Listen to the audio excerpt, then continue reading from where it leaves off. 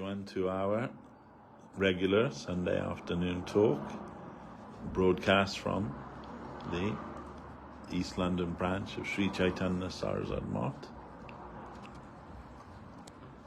And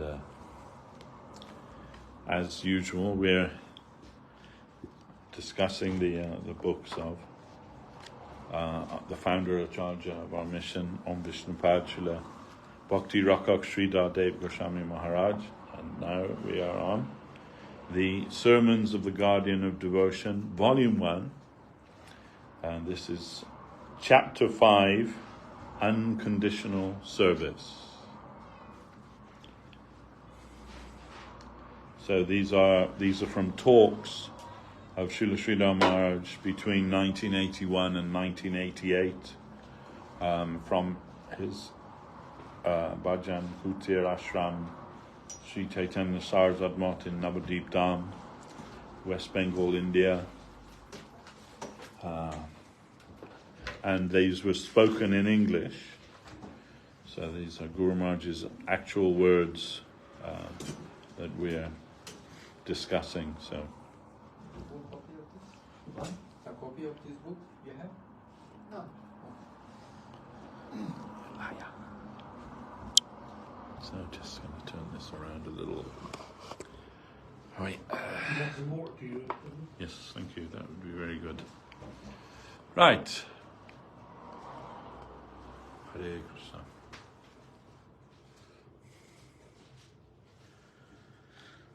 All right.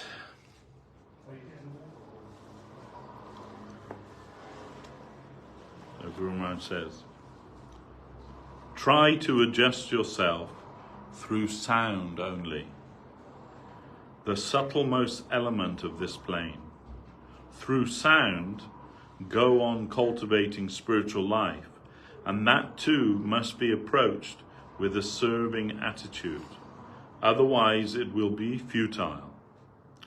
We are recommended to approach divinity through the most subtle element of this gross world. Although it is apparently nothing to us at present, the divinity is actually everything. So accept the subtlemost thing. But if the very life is absent, our search will be futile. So this is a continuing theme of Guru Maharaj, that which he himself dubbed as substance over form. So he would say, thank you. Do you put that light on, please? Last switch, yeah. No, the last switch. Sorry. Yeah.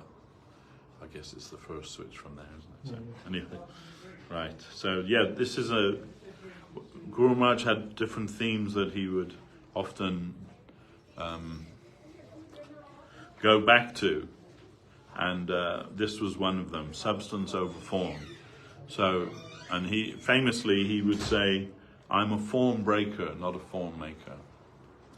So, the form is only useful to a certain point, and we shouldn't mistake the form for being the substance.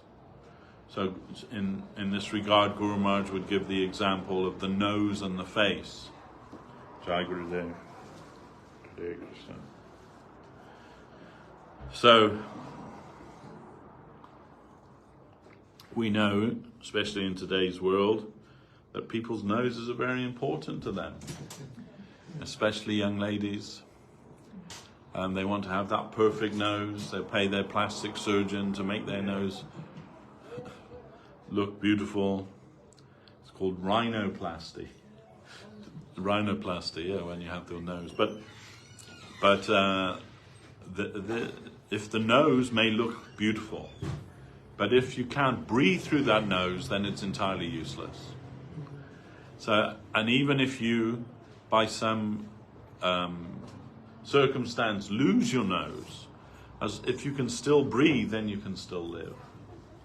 So I've seen that. Previously, I've seen a man who's lost his nose. There's a hole there, basically, and he has these like actually he has these two magnets on either side of the hole there, and they put a prosthetic nose over top of it, you know. So,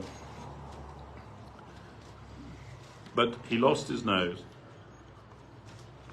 but he still lives because still he can breathe. So we can ask this question: which is more important, the nose or the breath?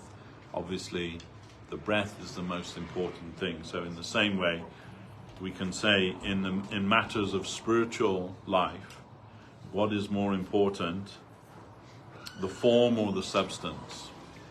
So of course we give some importance to the form because the substance is couched in a form. What we hear comes in a particular way, presented in a particular way, at a particular place, and so on. So that's the form, but we shouldn't mistake one for the other. And this is something that Guru Maharaj comes back to always. He says, one thing I was reading just the other day, he's saying that you may have all the wiring in your house perfect, but if the wiring isn't connected to the source, to the electricity provider, it's completely useless, isn't it? You know, not one thing in your house is going to operate if the wiring, however perfect it may be, is not connected to the source or to the electrical grid. So similarly, we may have the form of Krishna consciousness, the dress, all of the things that go along with that. But if that is all there is, and the actual substance, the actual substantial teaching is missing, then it's all useless. Can I ask one question? Yeah. When you were reading in the beginning, Yeah. saying that to engage, sound is the most significant. Yes. So what sort of sound is this one? Guru Maharaj is of course referring to transcendental sound, but what he's saying is that in this world the most subtle element is sound. So we know, from our own little experience in this material world, opera singer, if she hits the right note, she can break a wine glass, isn't it? We've seen many. They've shown that on the television. Also, that a bridge. I saw a bridge. They demolished a bridge using sound. They use that, what they call white noise, like very low frequency sound. And if you hit the right note, it breaks everything. The whole bridge collapsed, but just through sound. So we can understand that Guru Maharaj also used this example. If you invade another country, an army invades another country, the first thing they do is they secure all of the places where sound is broadcast from, and then they fill produce their own propaganda through that sound. So if you can capture those places where the sound waves are being distributed, you can capture the whole country, because you can give your propaganda. You can, what do they call that? Filibustering or something, isn't it? Something that they would utilize that. So if they can capture the places where sound is being broadcast from, because sound produces a very subtle effect on us. We are influenced by what we hear. So similarly, in this material world is considered to be the most subtle element, sound, and through that sound, the transcendental vibration is coming to us.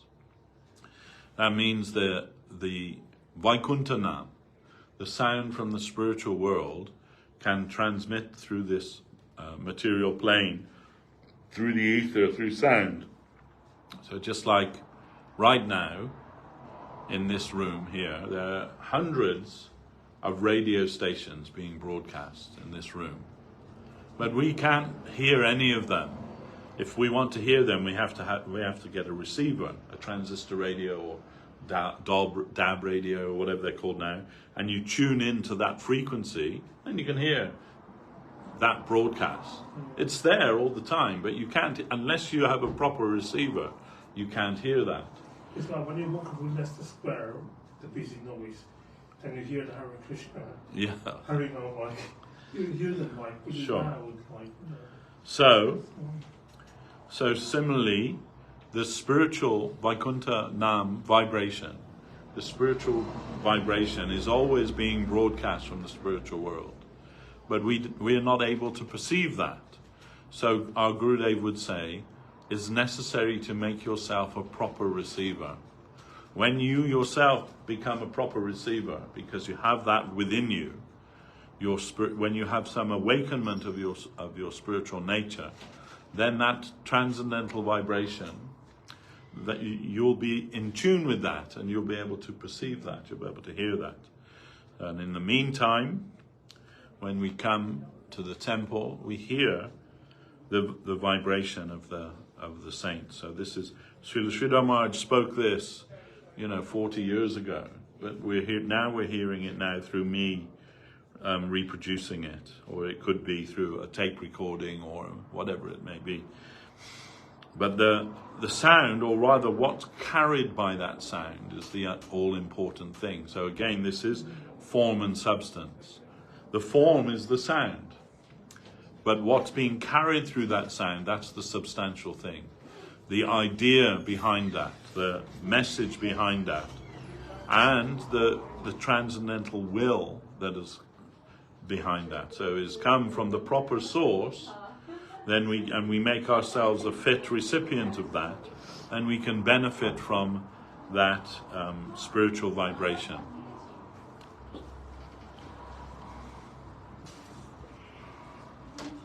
So Guru Maharaj continues, so accept the subtlemost thing. But if the very life is absent, our search will be futile. So in other words, you can hear anything, but if it has no connection with the proper source, that will be futile. Learn to give yourself, learn to die, to embrace so-called death at every second. So that doesn't mean physical death, but it means what you conceive of yourself now, that misconceived idea of you and of the world, of all of those things, that has to die so that the real you can emerge from within you. So, learn to give yourself, learn to die, embrace so-called death at every second. Even in this world, we find the do or die attitude in ambitious politicians, social workers, etc. In every day and at every step, they are ready to sacrifice their lives for their cause. And if one embraces that do or die principle of life, he is sure to progress very intensely and become a great success. Here also, when approaching the high spiritual life, you must invite death at every step.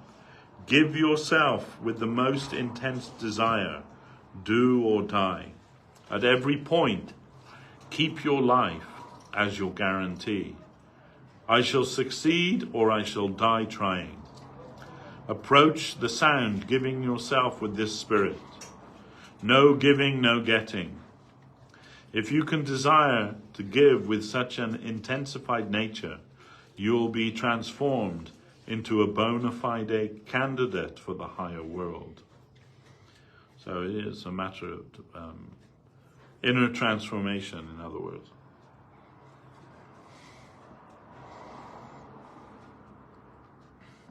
And this also was a theme that Guru Maharaj often came back to. The die to live theme.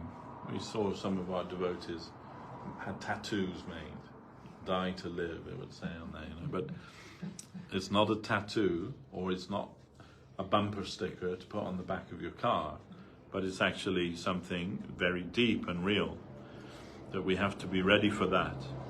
Guru Maharaj would also give the example of the Vikings. When they would invade a country, they would come in those long boats, you know, with the dragons' heads and all of that. The first thing they would do when they would arrive, they'd beach their boats, and then they'd burn their boats. They'd burn their boats. So the reason for that is that they were determined. We'll conquer here or we'll die trying. We're not going to run back. There's no like return ticket. Either we do it or we die trying to do it. So this is the attitude that Guru Maharaj is saying we need to adopt. We're going to succeed in this or we'll die in the attempt. That's okay. Well, the same thing basically that happened in Indian subcontinent. Yeah. When Arab mainly came to spread Islam there. Yeah. Because I'm originally from Bangladesh, Yes. in Chittagong. So they also had the same oath, Yeah. do or die. Yeah. Because even how basically they established their religion is also the Yes. way. Yeah, this is any great, you could say, undertaking.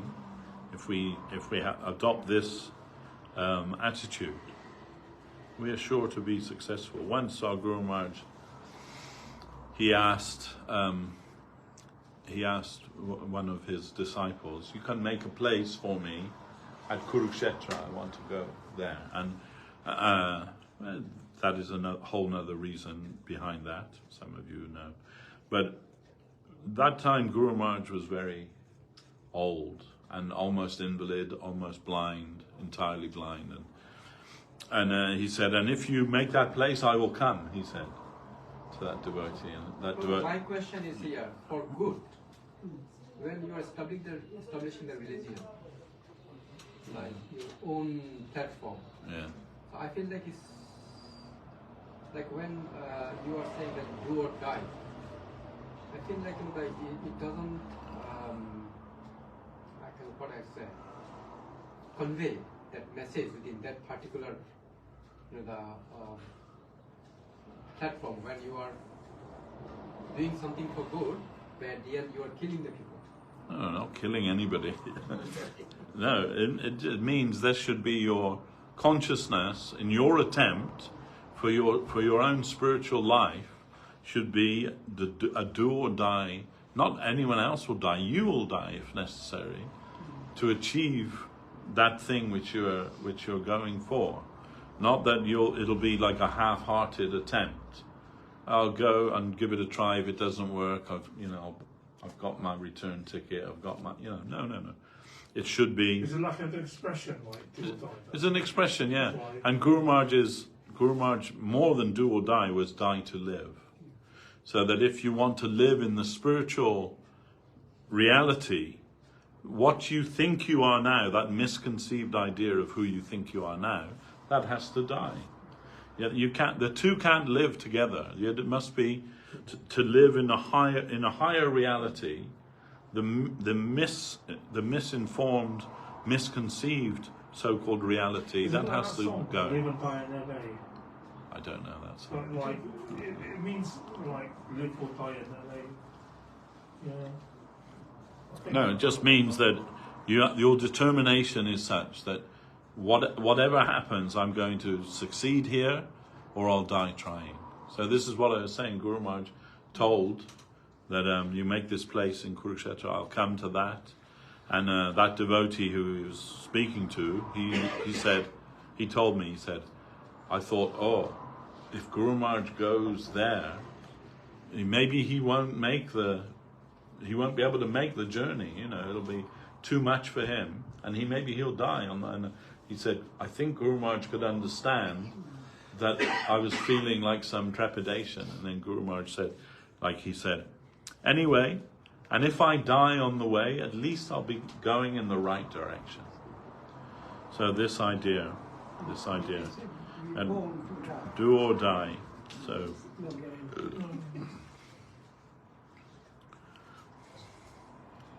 this is an example. So service means self-giving, self-dedication. And this should be our attitude to approach that plane. In that way, all the coatings of ego will vanish one by one, and the genuine self will come from within and select its own soil. This is my home. So many coverings are deviating us in different directions, taking us far, far away from our Swarup, or our real noble self, a servant in the highest plane of the whole organism.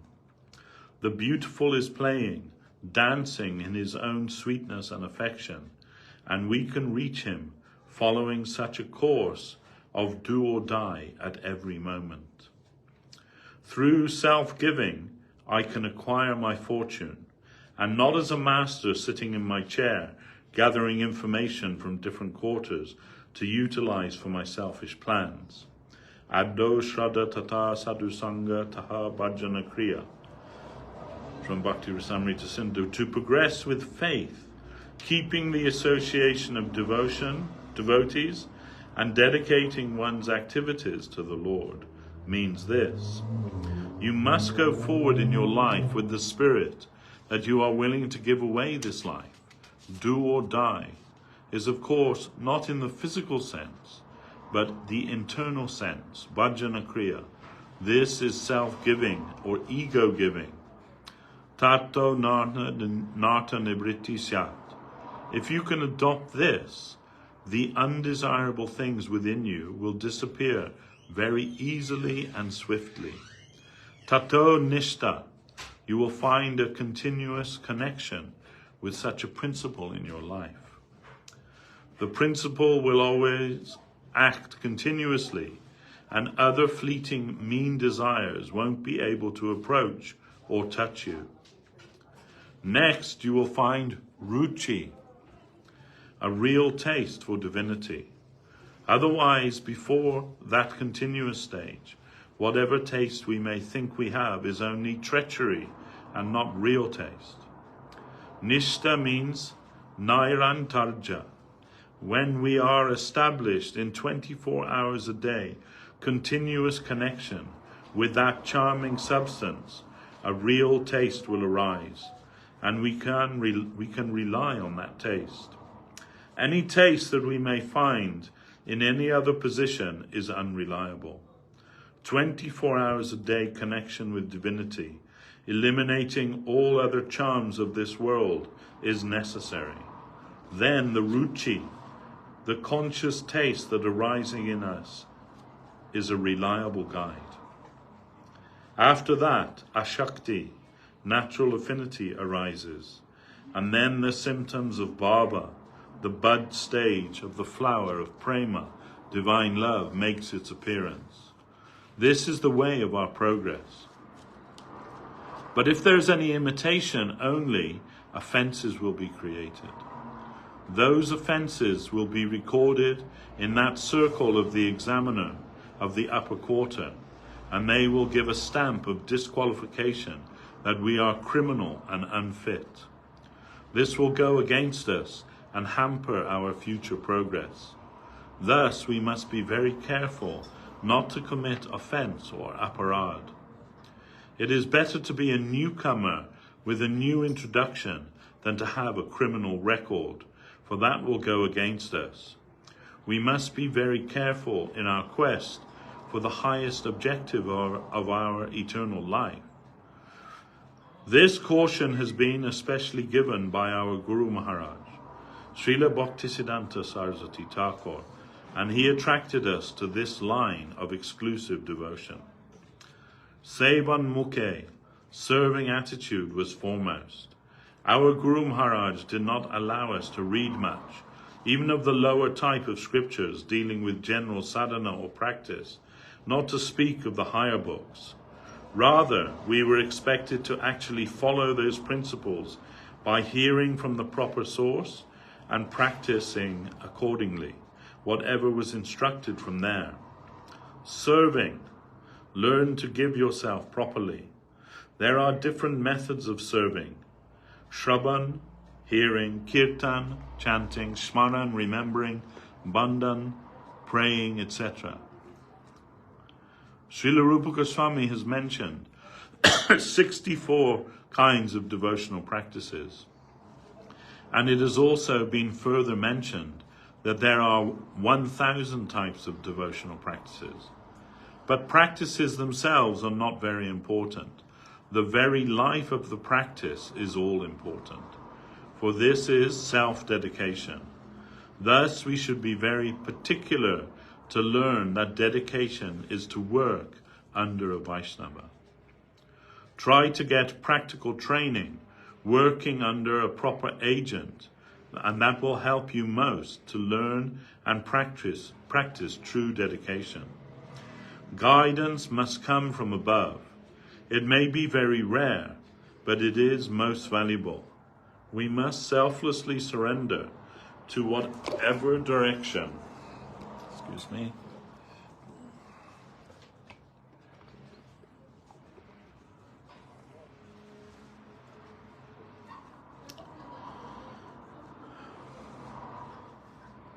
whatever direction. Yes.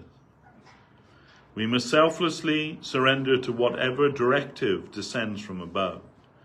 I won't serve my whims or the whims of men of my level, but whatever comes from the plane above, I shall obey very eagerly. This is the key, and this is service. Sevan mukata, serving attitude, means what? One day during the latter days of his presence in this world, our Guru Maharaj, Srila Prabhupada, said to a certain sannyasi who had led a full 20 years of life in the mission, "You didn't see me. You could not see who I am. Like a jamindar, you have kept some householder servitors under you, and from them you periodically give a donation to me. You have become like a broker, but you should be wholesale mine, my agent. You are not doing that. You are dependent on those householders while maintaining some connection with me. This is not necessary. You are not a member of this world. You are mine alone. Whatever I say you should do. You should not sell yourself to anything or any proposal of this world. You are to be wholesale my servant."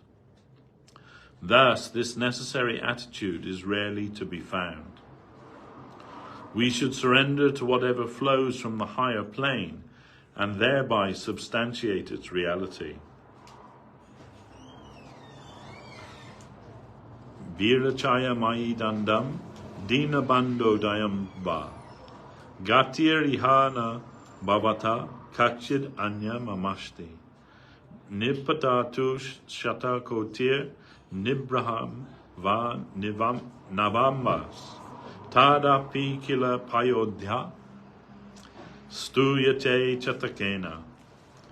The bird known as the chatak always looks above for rainwater, but it will never take any water from the ground, even if there is an abundance there. He waits only for whatever water will come from above.